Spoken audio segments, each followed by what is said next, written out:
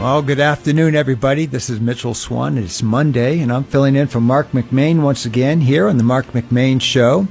And we've got a great show lined up. For the first half hour, we're going to be sitting with two great clergy that I am tremendously related to through church.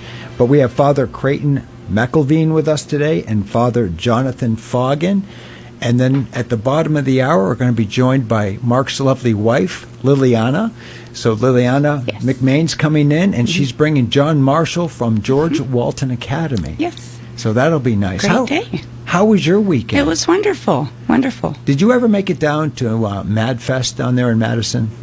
Oh, man. No, I had a birthday party. We had our daughter's Sweet 16, so it's been a lot of thought and prepared going into her big birthday party Saturday with all her So we're friends. all about promotion, but not participation here on this radio Yeah. station, huh? No. Well, we got the Poppy Festival coming up. Oh, We can't forget yes. that, No. right? That's next. Looks like a lot of next fun. Saturday, as I recall.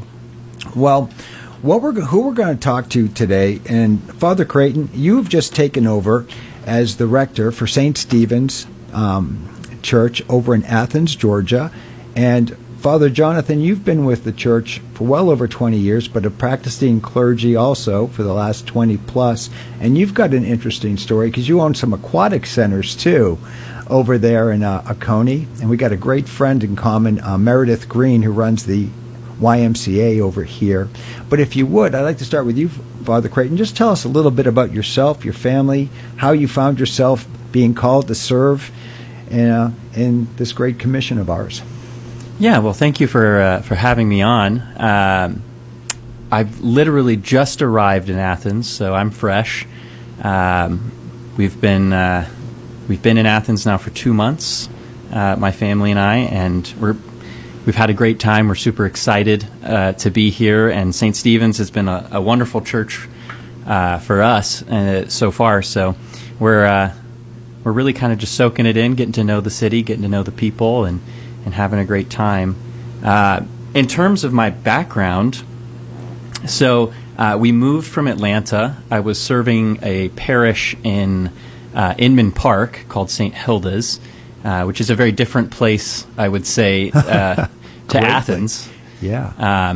But it's an absolutely sweet and lovely parish. The people there are fantastic. And part of our mission there was sort of in some ways, a rescue mission for the parish to kind of help get it back on its feet, to grow it and kind of get it to a stable place. And then God called us to St. Stephen's right before Easter, which, if there are any clergy listening, I wouldn't recommend maybe moving right on the cusp of the biggest and holiest season in the church calendar. It's a tough one. No, I bet your son, Graham, my wife thinks that he is more articulate than I am. And I think after talking with him, that's a fact. He is. He's 2 years old, and he is chatty. I mean, my wife says he gets it from me, but he definitely knows what he wants to say and has no problem saying it.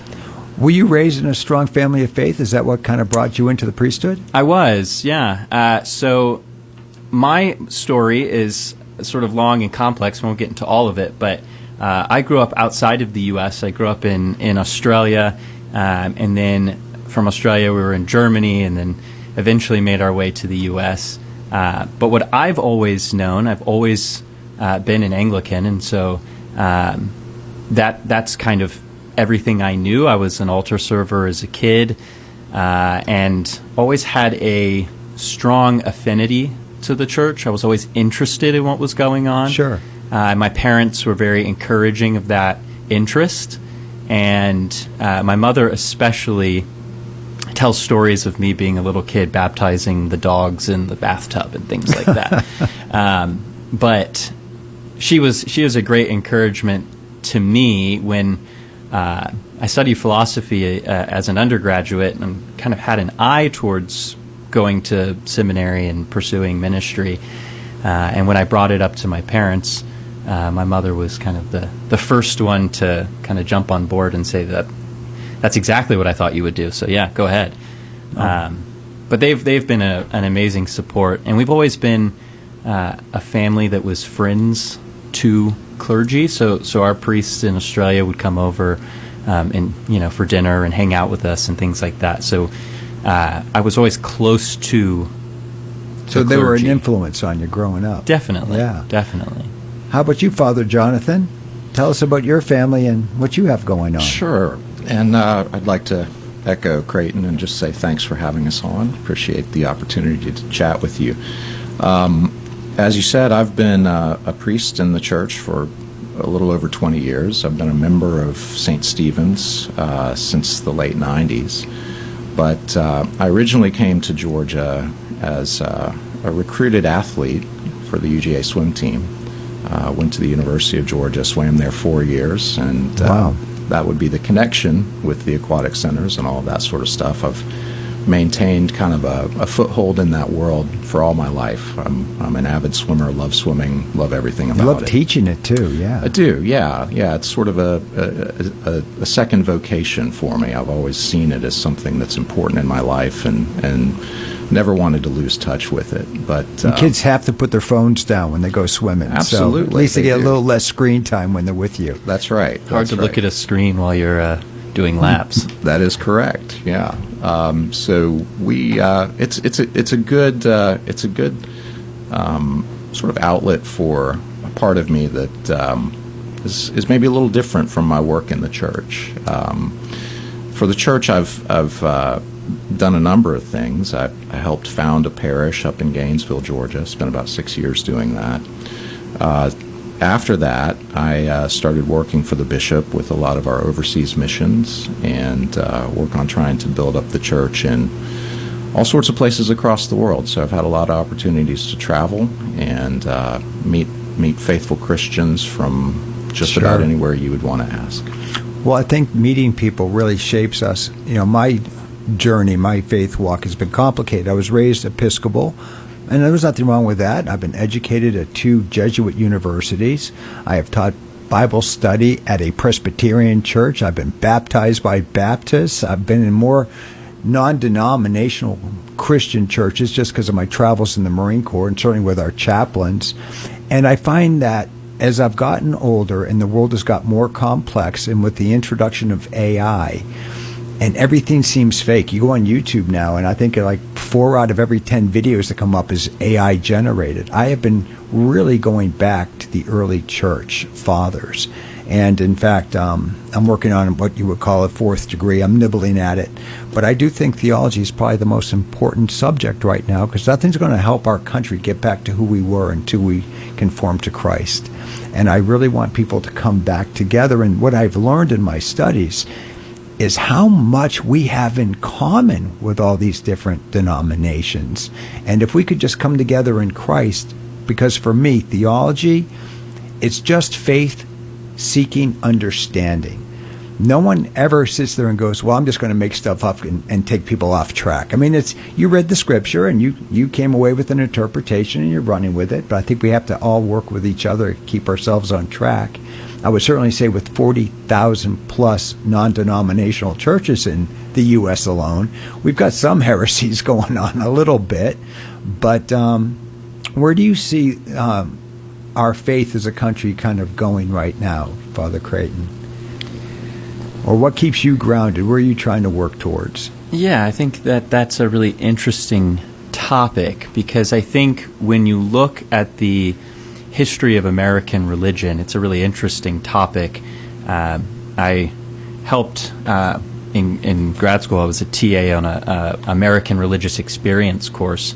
That was really interesting because the U.S. has been historically a bit of a Wild West when it comes to religion.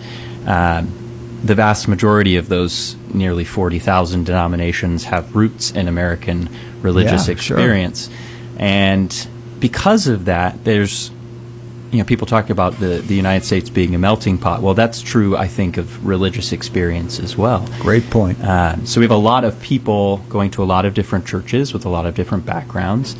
And sometimes when they encounter things in church that are unfamiliar to them, say they're coming from a non-denominational background and they encounter things about the Catholic faith, it can seem very disorienting, it can be very different. from what they're used to. But I think at the core, when we look at the United States, one of the most important things is that Christianity has really been taken seriously. It can be very different, in different parts of the country, but it has an air of seriousness to it. 100%. Especially historically. And I think that's something that has contributed to something that we're seeing now, which is people really looking for a deep, substantive, meaningful expression of the Christian faith, which is why we see growth in the Roman Catholic Church. It's why we see growth in the Eastern Orthodox Church. It's why the Anglican Church is growing, and it's why some more magisterially Protestant churches that, again, are taking things very seriously, like some Presbyterian churches and things like that, they're seeing growth as well. And I think that they are answering questions that people are asking about how we live as Christians in the world. How do we relate to Christian history? How do we relate to what the early church did, what the church fathers were saying? All of those are serious questions, and I think that as an Anglican, I think that we answer those questions pretty effectively. Well, I think your point about people just asking questions begins with that. And, the first question I always tell young people that they have to answer before they decide what their purpose will be in life is God real? I'm not even asking you to pick whether you're a Christian yet. You have to decide, is God real or not? And once you decide that and you want to explore the Christian faith, I love that they ask the questions. We have more young men coming back to the church now in the United States, and I mean churches, than we've had since 1992. They're coming back in greater numbers than the women. What are some of your observations, Father Jonathan? Some of your thoughts on the subject? Yeah, I think that's absolutely true. We were talking a little bit before the show about how Creighton and I are different generations, and I'm a Gen X, he's a millennial. But I've seen an increasing trend towards people being interested in the church, and interested in traditional religion, interested in the structure, interested in kind of the ballast that exists there. Because, as you were saying earlier, the environment that we live in, where we experience so much of our lives online, is ultimately unsatisfying, I think. And to be in a situation and in a tradition and where you can experience life, you can experience the connections with people, and really begin to get answers, or maybe just grapple with the questions that inevitably come up about life and why we're doing this and what we're here for, is really, I think, coming to the fore nowadays. And I think a lot of it is driven by the sort of shallowness that you were referring to earlier. What about the impact of COVID, too? I think when we went through a global pandemic at that scale, and at massive control and restrictions placed on people, I think they just kind of felt like this isn't right. And they were seeking, some form of hope beyond the world, the World Health Organization. That's the thing I was looking for. Mm-hmm. Did you see more people wanting to return to church, especially when they're told you can't go to church? No, I really want to go to church. That's like what kids do, right? Yeah. If I can't go there, it must be good. Right. Well, it's interesting because we see whenever there's a major world event, a catastrophe of some kind, something like a global pandemic, wars, things like that, we do see uptick in church attendance during those periods. So I think of something like after 9/11, church attendance goes wild. People start going back to church because they're looking for hope. They're looking for answers. They're trying to root their life and make sense of their experiences and make sense of some of those traumatic experiences. But I think the thing that's most significant about that is we have to be able to understand that those traumatic experiences in life keep coming, right? That's the sad state of the world that we live in. That's the fallen nature. Exactly. Yeah. Suffering exists in the world. And so the danger that we see is people come back to church and they expect quick, ready answers to their suffering and to their pain and to their problems. And that's not what we encounter in Christianity. That's just not the way that God operates or speaks to us. He says suffering's going to continue to exist. There aren't any quick and easy fixes, and then we'll see sort of a steady drifting away once the furor and the stuff of that particular event starts to die down. People will sort of drift back into the ease of everyday life, and they stop coming to church. So we have to figure out a way, and I think the answer really is to root ourselves in historic Christianity, because the kind of Christianity that says we're going to offer you a quick fix to your problems, that's effectively doing exactly what people are getting on Twitter and TikTok and places like that. They're getting quick fixes.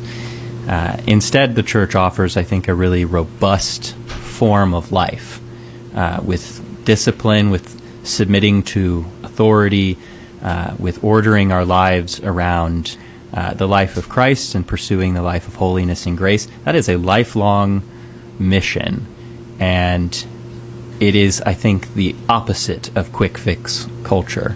So it takes a level of commitment that I think sometimes we don't always see.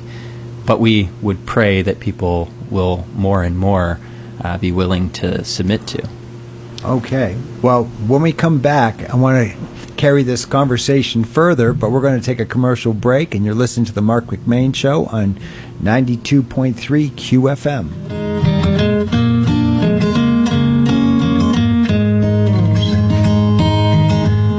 I chuckled at a cartoon that showed a news conference by a United States senator who announced that he was divorcing his family so he could spend more time with politics. We may laugh, but the truth is many people make that statement every day. Maybe not with words, but with their actions. In fact, if a politician retires from his work to spend more time with his family, it becomes the lead story, met with cynicism on the evening news, while the one who rejects his family advancing his career is commonplace. God tells us we should work hard to the glory of God. But he has clearly shown that we must have priorities. A relationship with God first, and family follows that. What does your focus tell you about your priorities? The Bible says that we have brought nothing into this world and we can take nothing out of it. It's good to focus on the things that last, like putting God first, and then family, and then people all around us that God loves. This is Bryant Wright, speaking right from my heart. Visit rightfromtheheart.org and click television to watch our TV spots. I'm Marc McMain, Republican for State Senate, and I approve this message. Hi, this is former Congressman Jody Heiss. I know what it's like to stand up to the radical left, and I trust Marc McMain to do the same thing in the state Senate. I've watched Marc lead when he served as GOP chairman. He didn't just sit on the sidelines. He helped Republicans, including President Trump, win Georgia. So join me in keeping the main thing the McMain thing. Vote for Marc McMain on May 19th. Paid for by Mark for Georgia Incorporated. When you walk through the doors of Campton Restaurant, you're not just here for a meal. You're part of a tradition. I'm fourth-generation owner Josh Parker, and for nearly 40 years, families in Walton County and surrounding areas have gathered around our tables to share stories, laughter, and good Southern cooking. From crispy fried chicken to heart-healthy daily specials, there's always a plate waiting with your name on it. We're open Tuesday through Thursday from 11 a.m. to 8:30 p.m. and 11 a.m. to 9 p.m. Fridays and Saturdays. So come on by, make yourself at home, and experience Campton Restaurant, where family tradition meets every meal. I'm Clark Dean, and I'm running for governor to bring bright, competent executive leadership for a better Georgia. Georgia needs a governor who puts service above self, who puts Georgia families first, and knows how to be tough without being mean. Don't be mean. Vote for Clark Dean. Don't be mean. Vote for Clark Dean. Don't be mean. Vote for Clark Dean. Woohoo! I'm Clark Dean, and I approve this message. Paid for by Clark Dean for Governor. All right, welcome back to the Marc McMain Show. Before we went on break, we were just talking about the need that people feel to get grounded again in faith, especially during difficult times, and we're always going to have those, as we were talking about.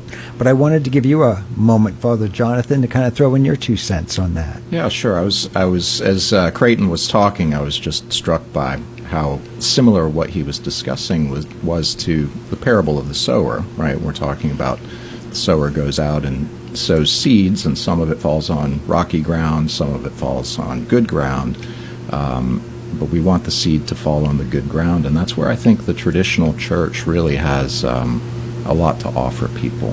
It has the 2,000-year tradition, it has the sacraments, it has the structure, it has a lot of resources that are historic and satisfying, I think, both intellectually but spiritually as well. And that's really the antidote, I think, that prepares us to a lot of modern culture, which is just so ephemeral and it just doesn't have a staying power. It doesn't stick. I think of the time when the boat was tossed in the storm and Jesus is literally napping, and all the apostles thought they were going to be sinking, and they wake him up and he's like, I'm with you. What is there to be afraid of? And he just stills the waters instantly. O ye of little faith. All right. Ye of little faith. That's what he says to them. Yeah. Well, I know that for many people, and I like to talk about Christ and everything with folks that I meet, everyone seems to be yearning for a revival. And I don't think anyone's like, I want this denomination or that. We just all need to get back to Christ. I think that's becoming a universal theme among us. What are some of the things that we can do in all churches to try to attract young people back into the pews, so to speak, get them back coming to our churches? What are some of your thoughts, Father Creighton? That's a big topic. I think that one important thing for those of us in ministry to understand is that one of the things younger individuals are looking for, in addition to their questions about God, their question about suffering, their questions, all of the things that we're used to hearing, they really, really want faith to be taken seriously, and they want faith to be authentically lived. I think if maybe you're my age, if you're in your 30s or 40s, I think a lot of us encountered various types of Christianity that seemed to be more about, they're kind of all talk and very little action. And I think for a lot of people that turned them off of Christianity. They saw a stark disconnect between the life of Christ and the lives of Christians today, the life of early church saints and monastics and things, kind of really living the faith and willing to die for it, willing to take it really seriously, and then the kind of vapid, unsure, or inauthentic faith that they see in Christian leaders today. So, just a hypothetical example is you go to church every Sunday and you hear the gospel being preached, and then the church is racked with a sex scandal from the pastor. Sure. Yeah. That happens all the time, especially in American Christianity. So there's a sharp disconnect there between the kind of moral expectation of Christianity being preached and then the life of the pastor in question. And that's a real shame, because what that does is that endangers the witness of the gospel to future generations. And so I think that young people are really looking for real Christianity. They want something of substance, and they want to see their pastors and priests taking the gospel mandate seriously. Well, I think they want to have a belonging in the church. There's many churches you go there, and if they're my brothers and sisters in Christ, it seems like they're only my brothers and sisters during coffee hour, and then you don't hear from them. And, young people like to be on sports programs because they're part of a team, and you get those deep relationships. And you got to have other functions besides just Sunday to make that connective tissue stick. Yeah, I think that's really key. Creighton talking about authenticity, but then if you look at also the sort of more traditional forms of Christianity, there's the notion that the Christian life is lived throughout the week. It's not just on Sunday, and there's a sense that the church offers you a discipline that helps you organize your life and structure things. It's a discipline of daily prayer that might be a series of set prayers. You don't know how to pray? Well, here, we've got the Book of Common Prayer. That helps you out. That gets you started. And the idea that you can live your life as a Christian 7 days a week, 24 hours a day, I think is really appealing. And it's a challenge. And I think people want to be challenged. Well, I think we want continuity in our world and of chaos now. Everything is being divided against another side, 24/7. Yeah. And that continuity is a historic continuity. It's reaching back to the early days of the church when we experience that type of life in prayer. I think is important. It takes us away from the craziness that we experience in the modern world. You put your phone down, you open your prayer book. It's a very different orientation. When people go by your church and they see the sign Anglican Catholic, there must be a lot of people just like, I don't understand, what is that about? In a nutshell, what is Anglican Catholic versus Orthodox versus Roman Catholic versus regular Anglican? Which one wants to tackle that one? I'll give it a go. All right. We might have different takes on this too, so it could be interesting. So we could maybe both add in something here. Well, I think that one way to tackle that question is to look at, for a second, sort of Anglicanism in history. And we can see Anglicanism in history from various different ways. There have always been what we could maybe call parties in Anglicanism, some that more strongly emphasized a sort of magisterial Protestant sort of position, and then others who more strongly emphasized continuity with the historic church, which we could maybe call emphasizing the Catholic wing of Anglicanism. And that's been present since the beginning.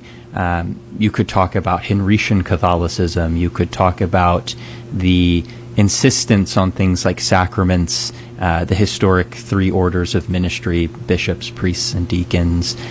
In the 17th century, you can see King Charles the Martyr kind of standing up against Puritan desires to sort of get rid of some of that, jettison that from the Anglican Church. Then later you can see in what's called the Oxford movement, which is in the 19th century, a desire to engage with, practice, live out the historic Catholic faith within the context of English Christianity. And sometimes from that movement you will get things like terms like Anglo-Catholic or Anglican Catholic. And so if somebody says, what is an Anglican Catholic? I'm going to say we emphasize and we stay rooted in and in continuity with the faith that was delivered once to the saints, that's been practiced for 2,000 years. How about you, Father Jonathan? Are you in agreement, or you got something else to add? Yeah, I mean, I think that was great. It's just scratching the surface. It really is. But it was a good historical summary. I think the thing that I would just add to that is what we believe currently is, I think, what you would call consensus Catholicism. I think what we try to do in understanding ourselves is look at the great historic consensus of the Church, what has been believed everywhere, always, and by all. So we know we're on firm ground when we look at our brothers and sisters in Rome and in Orthodoxy, and we see that this is what everyone has believed, and that's where we stand. Well, most people don't understand that, for the first 1,500 years, there was only Catholicism, small c, universal church, but it was just Eastern Orthodox and Rome. And so we all have a little bit of that in us anyways by default. So as we come up, I want to thank you both for coming in. One thing that someone explained to me one time is that what the Orthodox and Romans agree on, we agree on, and when there's dissent, we go with the one that, more often we lean with Rome, but sometimes we accept what the Orthodox are saying. So, Father Creighton, I understand you have a podcast. If people are interested in learning more about you and your thoughts, how can they find you? Yeah, that's we have a podcast. It's co-hosted with another priest. We've had a few hosts over the years. It's been going now for quite a few years. It's called The Sacramentalists, and you can find that on any podcast platform. We're available on Apple, Spotify, etc. And the tagline of the show is where the ancient Christian faith is brought to bear on issues prevalent in modern culture. Can you say that podcast name one more time? The Sacramentalists. The Sacramentalists. That's plural. right. Okay. If you start typing out the sacraments, it'll pop up. Nice. We also have a Facebook discussion group, a Patreon. If you're interested in joining our Discord, you can contribute to the Patreon, and we have some really interesting theological conversations in our Discord. All right. Well, I want to just thank you, gentlemen, very much for coming in today and being with us and spending some time here on the Marc McMain Show. So you guys have a blessed day. When we come back, we're going to be looking for Liliana and perhaps not. I'm getting a head shake. All right. That'll be fun. So we do have guest John Marshall. We do. So from George Walton Academy. So you and I will man this. It'll be fun. All right. It'll be good. Sounds great. Great. All right. We'll be right back.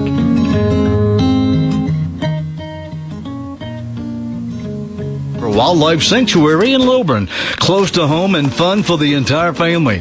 Not only will you see wildlife up close, like bears, otters, bison, and more, you can enjoy a picnic lunch. There's gem mining and so much more. The Yellow River Wildlife Sanctuary, 4525 Highway 78 in Lilburn. Make plans to visit soon. To learn more, go to YellowRiverWildlifeSanctuary.com.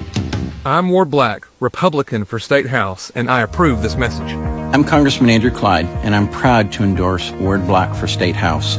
Ward is a proven conservative who will fight and win for our conservative values. Whether it's standing up to woke ideology, lowering taxes, or stopping big government overreach, Ward will get the job done.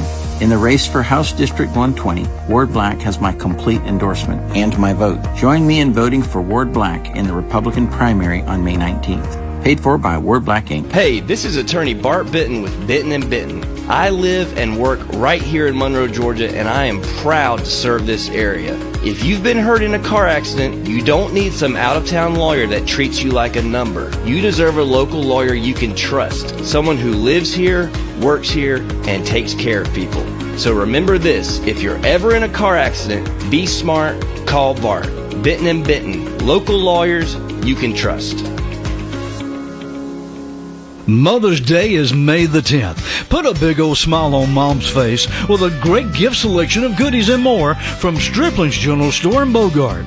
Check out the gift baskets full of Mom's favorite things like jams, jelly, sweets, and so much more. Or you can build a gift basket. There's something for every mom from Stripling's General Store. Highway 78 East and Highway 53 in Bogart. Stripling's wishing all moms a happy Mother's Day. Need a little pick-me-up? We've got just the thing. From Motown magic to British invasion brilliance, from classic country gold to rock and roll that raised a gentleman. We play the songs that make you smile, sing along, and remember when life moved just a little slower. Feel good again with the 50s, 60s, 70s, and early 80s on Good Time Oldies FM 102.5 WKUN, where every song is a memory waiting to happen.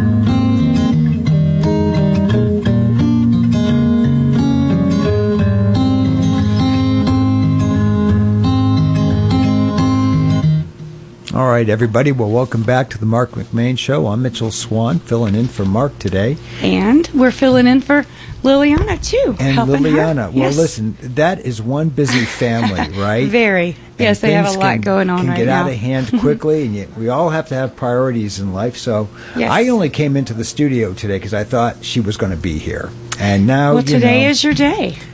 Today is your day to shine. Yeah, well, You got thank this. you so much. You got it. Well, I'm not going to shine alone because my guest today is John Marshall with George Walton Yes. Academy. Look, he's so excited to share all the good news that's coming out from over there. Now he's shaking his head. I'm getting confused signals. John, how are you doing, my friend? Hey, Mitch, I'm doing well. It's good to see you. Good to be with you. 100%. Now, did you Yeah. think Liliana was coming in with us? I thought it was Liliana and Mark, but Now Mitch, you're I know really you from Rotary, disappointed. and Look I've at heard you. wax eloquently on all issues relating to everything in the world, especially in the military, given your background. So I am honored to be here, and we can take this in whatever direction we would like to. I'd love let's to drill tell you about into- George Walton, but also we can talk about private education and what's going on in the state with All right, I want to know vouchers why and 40% of my charters. population reads at a fourth grade level. That's what I want to know.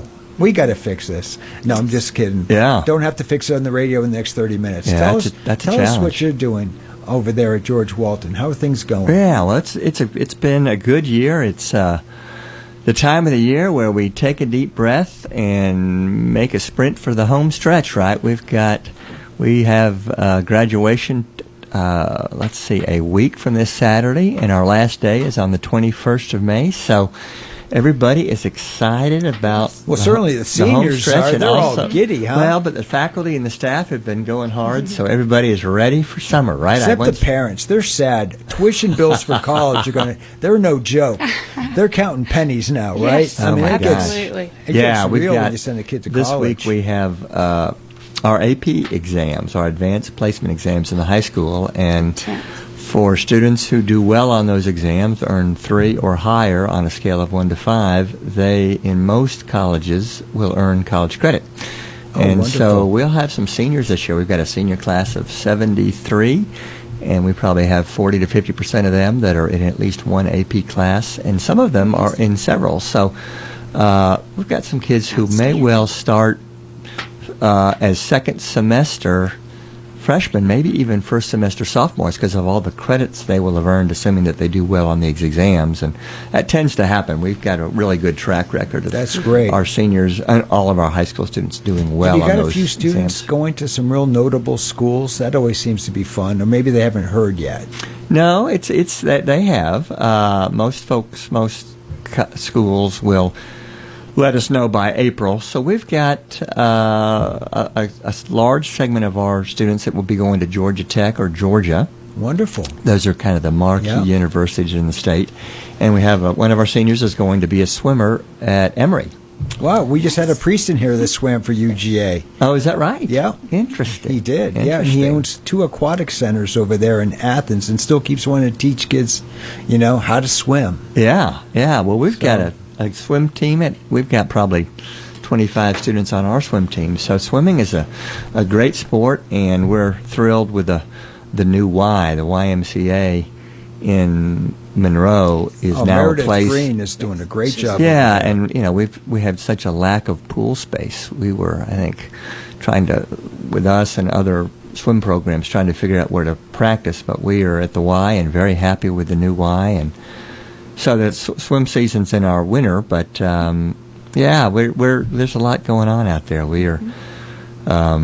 Now what year is this for you? Yeah. You've been over there a couple years. I'm finishing up my 3rd year, Mitch. Can you believe it? Yeah. 3rd year. You used to have a dark head of hair before you took that job. That's true. If this was television, they'd all have a good laugh out there. Like, what color is his hair? It's gray. Oh, yeah. Yeah. At least I've still got some, but not as much as I used to. Well. But it's my 33rd or 34th year, I think, in education. Almost approaching 20 years as a head of school. So, and George Walton's been a really nice fit. I love the school. I've been the happiest at private schools in small towns. I early in my career was at a school in Rome, Georgia called Darlington School for about 9 years. That's where I started right out of college as a teacher and a baseball and a football coach and a dorm parent. They have a boarding division over there, and then also up in. Have you ever been to Rabun County? Up to. I have been to Rabun County. Seen that County. big school up on the hill, Rabun Gapnakuchi, that's on the hill across from the Dillard House. Oh, I don't know if you know that. I but have not noticed that. That is a prep school, and was the head there for 7 years. So, yeah, I've spent a lot of time in North Georgia and also in Atlanta. Well, so I'm curious with the Department of Education, are you held to certain standards, or because you're a private school, you can teach the product you want to teach? Yeah, I'd say more the latter. We're pretty independent. We now receive. I never thought I would see this happening early in my career. I got started in the 80s. Because back then, well, we didn't want any state or federal support. We don't receive hardly any federal support. I don't know if we get any federal support. Maybe a little bit with some of our special needs kids, but most of that is even channeled through the state. But today, the state of Georgia provides a couple of $100 million to support private schools. Oh, that's fantastic. And the fear, of course, was that with that money would come government intrusion. They would get in our business, and they would dictate that our kids had to take certain tests, or there would be prescribed curriculum. None of that has turned out to be the case. The state has been very respectful of our ability to perform in the market. You know, we're held accountable to serving the market well, right? If we're not a good school, we don't have families. So, you know, somebody once said, Mitch, do you recruit students? I said, we recruit every single student, every single family. Yeah. Right? We have to convince them that we are worth it, that we're doing a great job, and their child, you know, George Walton has a very traditional approach, very traditional mission. We seek to instill essence, challenge all of our students to excel in athletics, arts, and academics, not necessarily in that order, academics, athletics, and arts, and to build leadership, character, and intellectual curiosity. So you mentioned competition in the marketplace, and correct me if I'm wrong, but I think I heard one time that almost 100% of our textbooks for public schools come from the same publisher in Texas, or that they're, you know, to keep it, you know, equally distributed. Is that your source too, or how do you get your textbooks for your schools? How do you source them? That's an interesting question. I don't have a lot of experience in that, but our schools, George Walton tends to be very driven by what a teacher wants to do in his or her classroom. So they will be the ones ultimately working with their department. Say in history, the history department would sit down, and the department chair and our assistant head for academics would say, hey, you know, what do you want? What's the instrument? What's the resources that you need to teach this class? Sure. The curriculum is very prescribed by the College Board for Advanced Placement. So we very much follow that curriculum because we want our kids to do well on the year-end tests, which are taking place, as I said, right now. And we've moved away from, a lot of our teachers have moved away from textbooks, especially in the upper school or the high school. Some go to digital textbooks, but some just create their own curriculum. Just say, hey, I'm going to make copies of this article or that article. I like that. So it really is pretty teacher dependent, especially get into the upper grades. We still have more prescribed curriculum and textbooks in our lower school. But those textbooks, I don't think of many lower school teachers as having textbooks as opposed to more pamphlets and worksheets and things like that. Well, I know that we're fortunate here in Georgia. We've got some wonderful public schools. But absolutely. I know that some states really struggle. And I think one of the things to make everything so fair-based, if we want to say that, life isn't fair, but when we were kids, I feel like we had fewer multiple choice questions, but I got that essay booklet where I had to write answers to questions like, you read this book, who was the most important character to you? And now everything seems to be more multiple choice in the public schools for the early grades, just so that there's no ambiguity. Like, why did you give this kid 10 points, but this one 7? Yeah. It's either right or wrong. It's very binary. Yeah. Do you see that is a problem with public schools, or again, like I said, we got some great public schools around us, so that may not be applicable. Yeah, we our younger students would take standardized testing, which would be a national instrument, a national assessment called the Iowa, and that is very objective in terms of multiple choice. When you move into the older, and that continues as well through some of the testing for middle and high school. In our classrooms, there's a lot of still a lot of writing and essays, and of course, we've moved from pen and paper to, in many classes, laptops. Yeah, sure. So you may have to write laptops, and more our teachers are looking at projects that involve collaboration, group projects. I remember when I was in school, way back when we were in school, Mitch, you could go on your own. You could go into a corner cubicle of a library, and you could sort of learn everything on your own by yourself. And I was a good student, so I would do that. But I didn't have to depend on working with other people, other students. It wasn't until I got to business school, graduate business school, that I actually had to work collaboratively on a project. And we're trying to do a lot more of that, a lot more collaborative work, especially in our upper school. All right. Well, John, we're going to pick this back up in a few minutes. But again, thank you for coming in today. We're going to pick it up in the next 15 minutes as well. You're listening to the Marc McMain Show here on QFM 92.3. Hey, this is that Rick Jackson spot. Too often, criminal illegals commit sick, violent crimes. Do that when I'm governor, and you'll end up deported or departed. Dang. I know, right? What do you have, sugar? I'll take the meatloaf and Rick Jackson for governor. He's something, ain't he?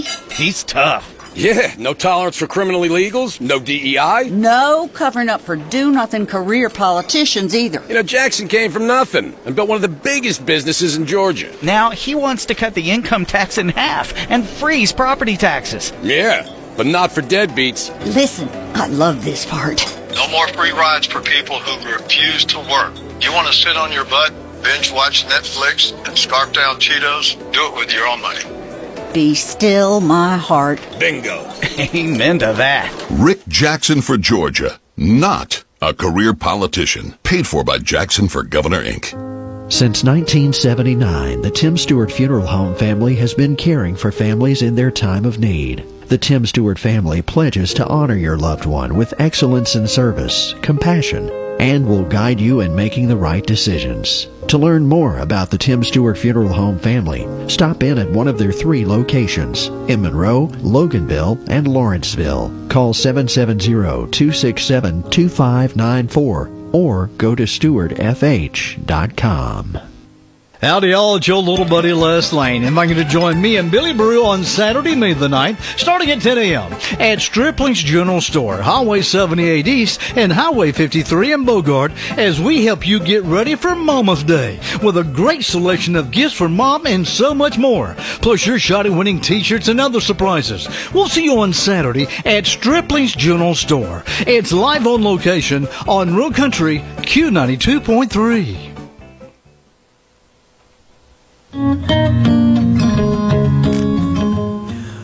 All right, welcome back to the Marc McMain Show. I'm Mitchell Swan. I'm sitting here with John Marshall from the George Walton Academy. So we were just talking about education in the state. Tell me about, how is the state doing, test score-wise, tracking with the other? What's going on with our education system here in the state? Yeah, I live and breathe independent or private schools, so I'm up a little bit and incredibly grateful to the legislature for increasing its funding of private schools. Georgia has, and I think Governor Kemp is doing a great job and really values education. As Georgia has grown, it's just challenging to, the key to successful schools for most cases are small schools and great teachers. Mm-hmm. And it's hard for public schools to have small schools, right? I mean, you get more and more people. I mean, we have some of the largest schools in the country in our state, and especially in Gwinnett County, which is a massive school district, a huge school district. So those challenges are very real. Georgia is, I think, doing better. It's still, not in the top tier in terms of its test scores nationally, which is not uncommon for southern states. Well, I look at Walton County, and you just alluded to a challenge we have. Our county is growing faster than the rate of the state, if that makes sense. Yep. So Walton County is growing faster than the actual state itself, and it must make it really tough for schools and folks like yourself. Like, you want to expand your school, right? You don't want to, leave anyone out. But you don't know where you're going to be in 5 more years, 10 more years. Geez, do we plan for another 1,000 kids or 500 kids or 3,000 kids? Yeah, that's right. And I would encourage you, if you haven't had Chip Underwood, who's the superintendent on, he's great and a good friend and very, very helpful to us. And that's something that, for me, has been quite unusual, is the cordial, supportive relationship between Walton County Public Schools and the private schools in the county. That is very special and very distinct, and you don't see it.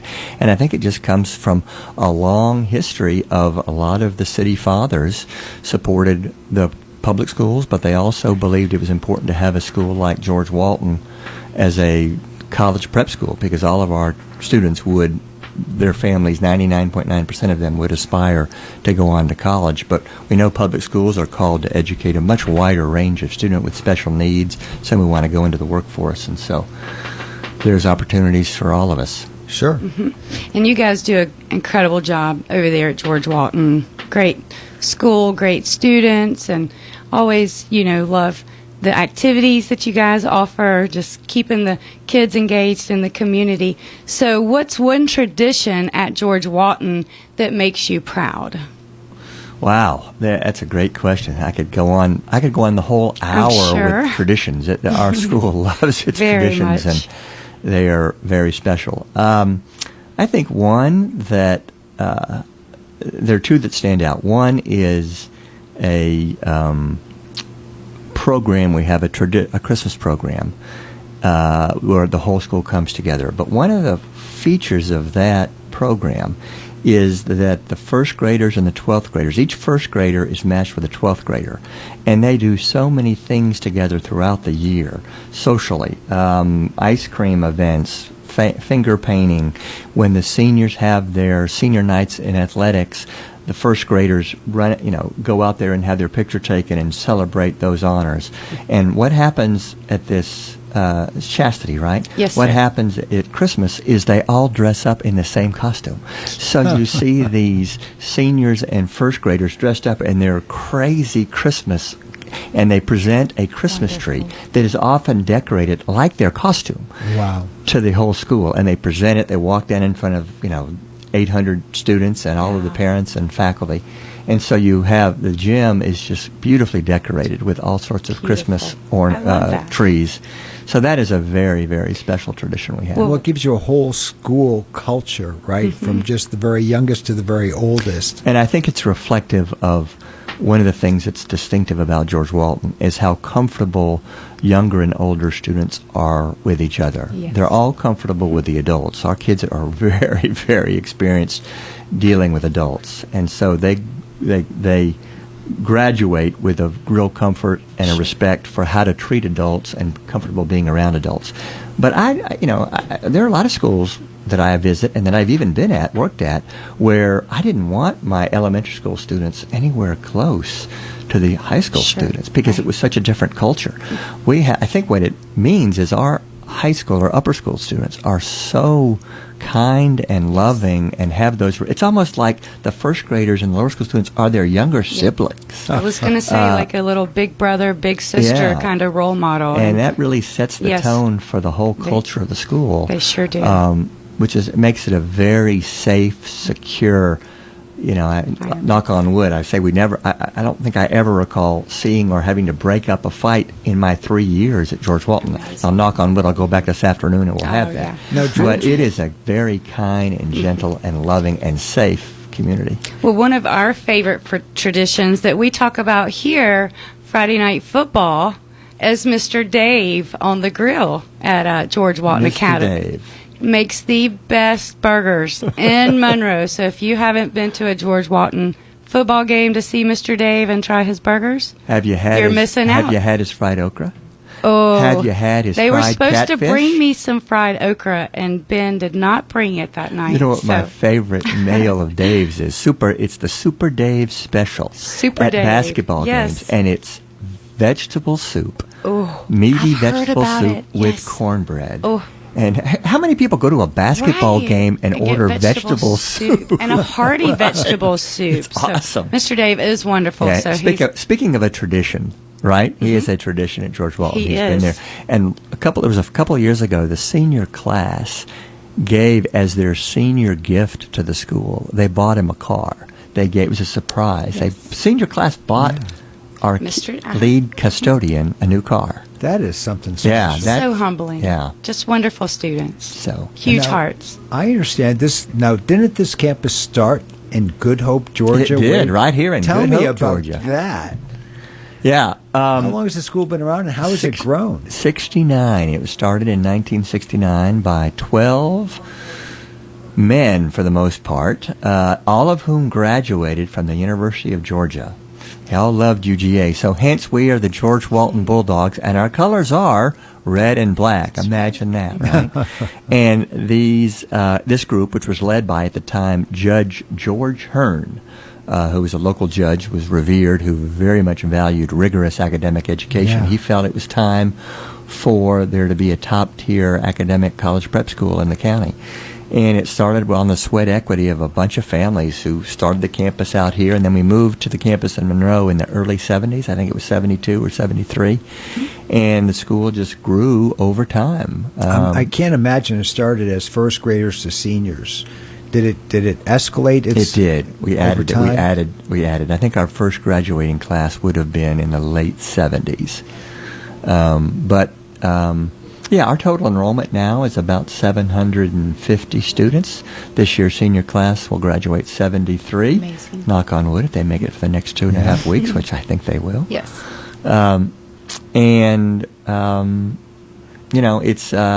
We're very blessed to be in an area that's growing. We draw students from not just Walton County, but 20% of our students come from Newton County, south of us, down on I-20. We have a lot of very prominent business families, leading families in that I-20 corridor from Conyers out to Madison. Wow. That have sent their kids to us. We run a bus down to Newton County, we run a bus to East Gwinnett. With the changing, I talked earlier about how large the Gwinnett system is and the challenges that come with being such a large public school system. We're seeing an increasing number of students from East Gwinnett. Now, as the headmaster, do you get pressure from parents or the community, hey, you got to grow the school? And then I guess there would be another group of parents who'd be like, no, you got to keep it small and exclusive. Where do you fall out on that? Are you hoping to expand the campus during your tenure? Yeah, that's a great question, Mitch.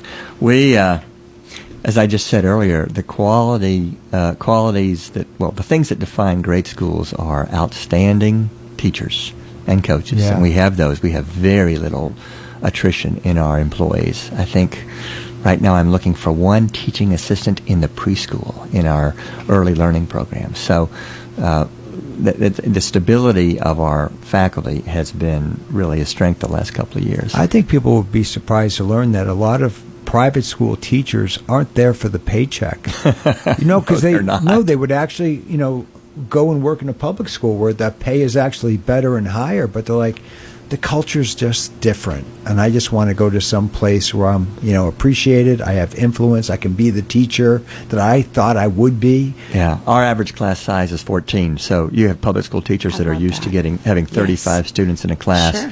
and now they're getting 14, and they're having support from our parents are incredibly supportive. They're on the campus all the time. But we need to be large enough as a school to be able to have students in all of those classes and all of those sports teams. I mean, we offer like 20-some different sports across lower, middle, and upper schools. So you can't be too small because you got to have enough folks for your lacrosse team and your football team and your baseball team. And you got to replace those 73 seniors that are leaving. So if there's parents out there, and I think Chastity had mentioned this, when do they start? How do they learn more about your campus if they got young kids? And what's an application process look like? Yeah, we're trying to make it as easy as possible. I'd recommend going on our website, gwa.org. It's an outstanding website, and it lays out the steps you take, and all of the applications now can be done online.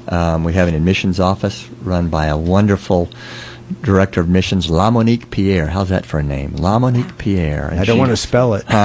Beautiful. And she's formerly was a college basketball player and was our basketball coach, and does a great job on that. So we as I said, we recruit every family and every student. So, if you express an interest in learning more about you, we give tours almost every day. We have, tomorrow is Tuesday tours at 10. Every Tuesday at 10 o'clock, you can just show up. And the last several Tuesdays, we've had several people showing up every day from, the 7 or 8 counties around us. So Great. Amazing. Thanks for asking. Yes, John, sir. thank you for coming in today and spending your morning with us. We truly appreciate that. And thank you all for tuning in. This is the Marc McMain Show. I'm Mitchell Swan filling in for Mark, and you are listening to WMOQ 92.3, the home of real country.